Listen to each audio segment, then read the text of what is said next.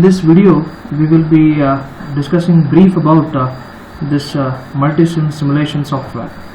Okay, so once if I double click on this multi-sim simulation software, it pops out this window. Okay, so here we'll just see what is this multi-sim, where all it can reach in our engineering course, and in what best conditions I can use this particular software. I can just say that multisim is a particular simulation software wherein you can simulate analog, digital and power electronic circuits. Okay, and it is not just a simulation platform, it also assists you a lot of I can say analysis tools, wherein you can perform time domain analysis, you can perform frequency domain analysis. Okay, and you can easily compute what's the stability of a system as such with the help of the tools available in this simulation software. Okay, so now let us first understand what are all the options we are having on this particular simulation platform. Now the first basic thing that one should know over here is what is the versatility of this particular simulation software and what all options we are going to use frequently now and then. The first basic option that one should know is how we are going to drag and drop the components onto our design or I can say that a canvas wherein we are going to rig up our circuit.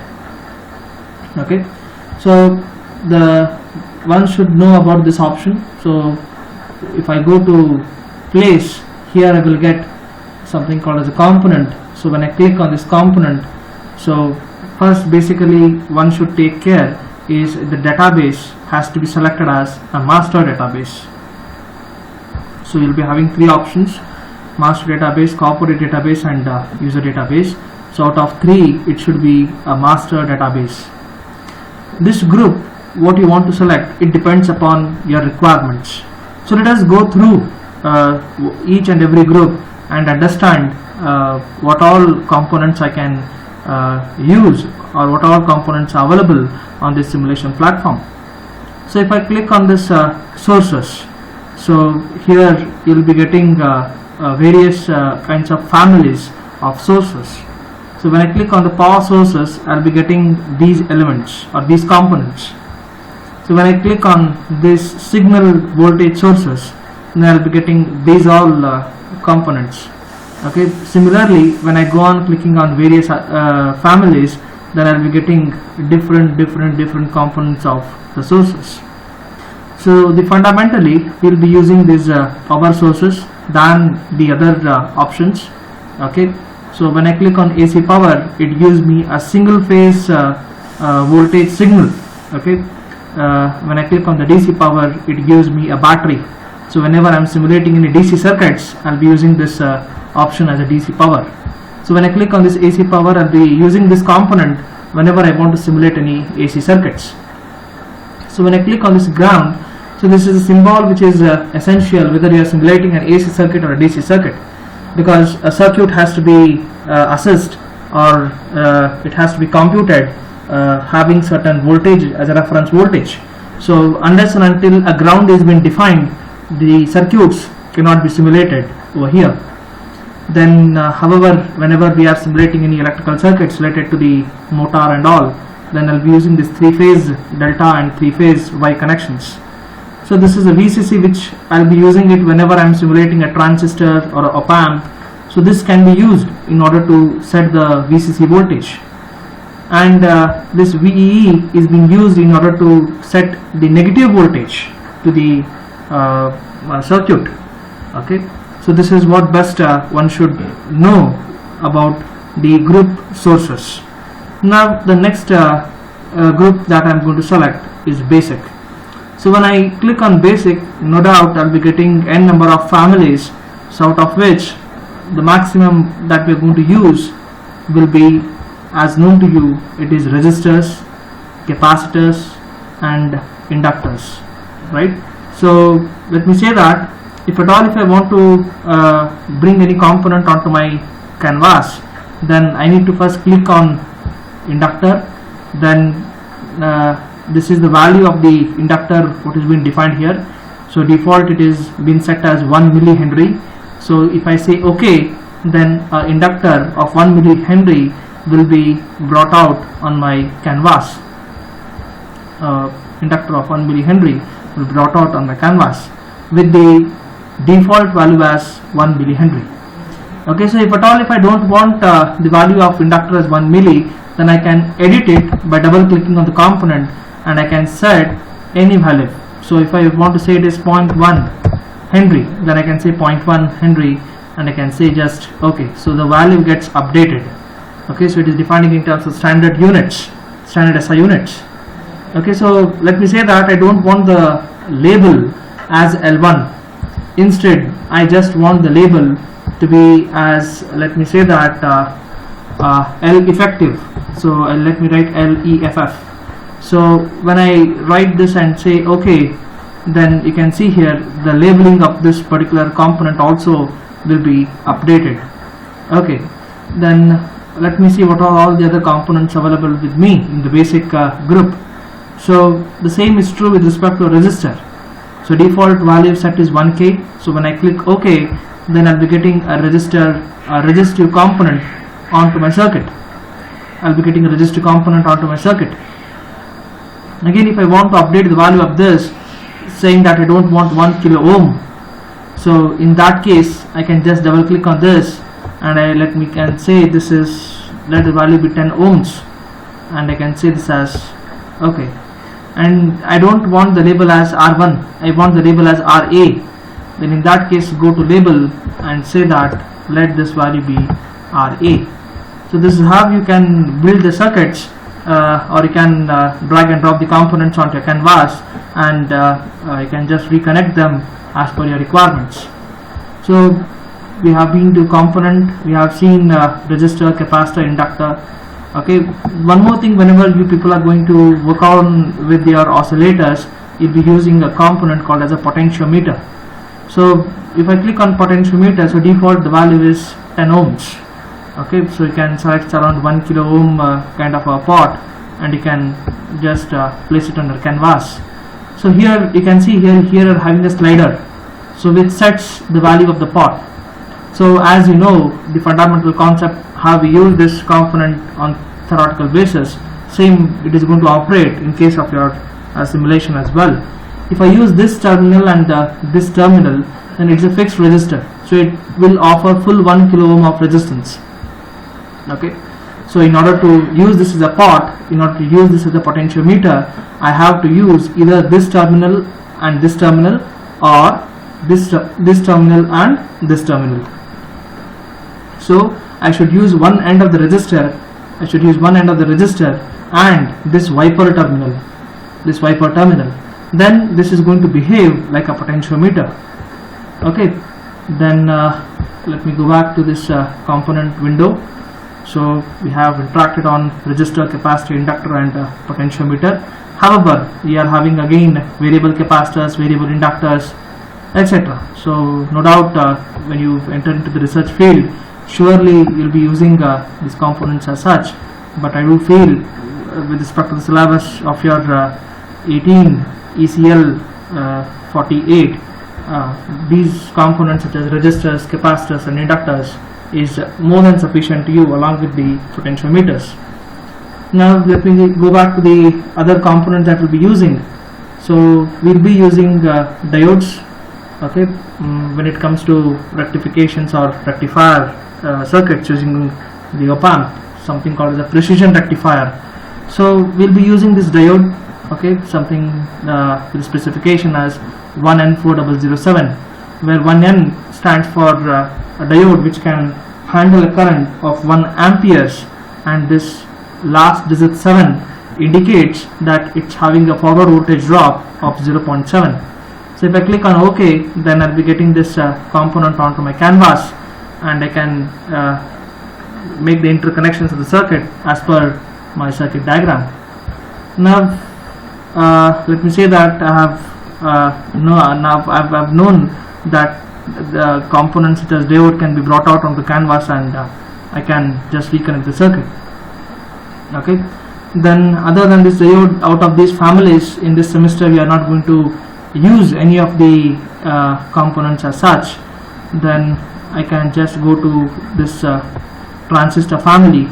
So in this transistor family, so I'll be using an BJT NPN transistor.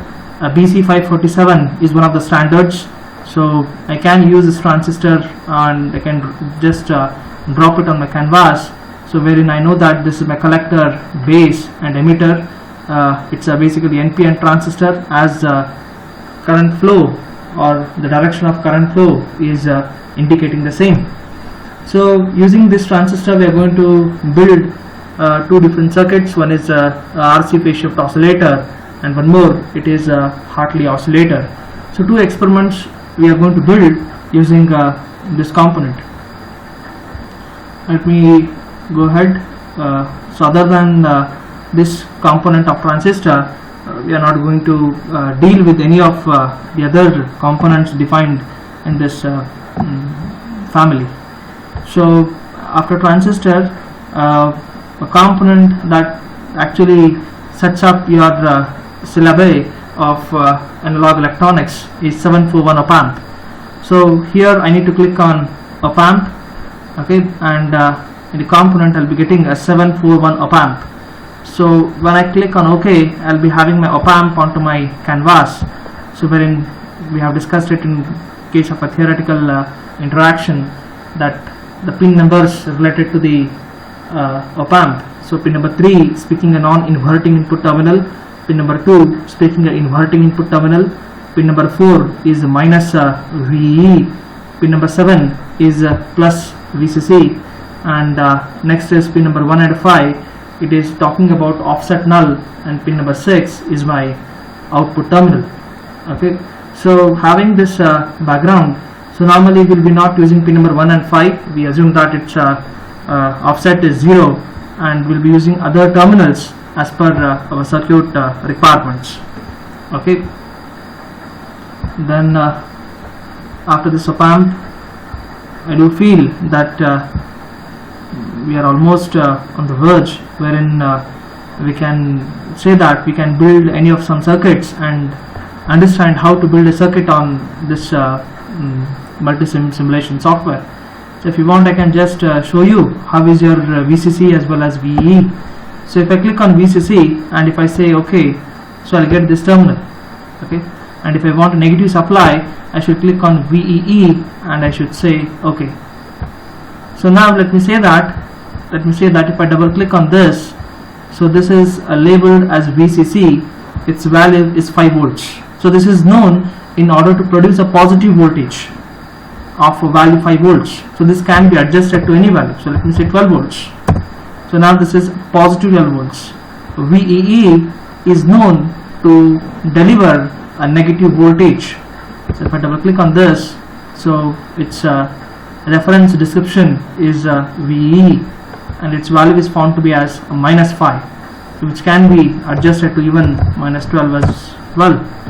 So I'll be using this and just connecting this component to my op amp with the positive terminal or the positive biasing terminal, and I'll be using this minus VEE to interconnect it to the negative biasing terminal. Okay, so this is how I can say briefly about these components that we are going to use into our laboratory. So other than this, the input output elements that we'll be using into our circuits will be, I can say that I'll be using an function generator, wherein let me say this is my function generator over here, and if I just double click on this, I'll be getting an option whether I want to use a sinusoidal signal or a triangular signal or a square signal.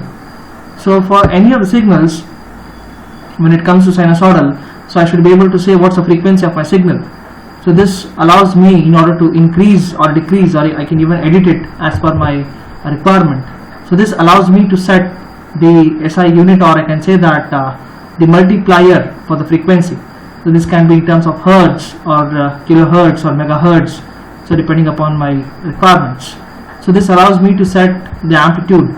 So it can be in terms of peak voltage, that is again the multipliers are microvolts, millivolts, okay, or even just a peak voltage. So it's directly in terms of volts now.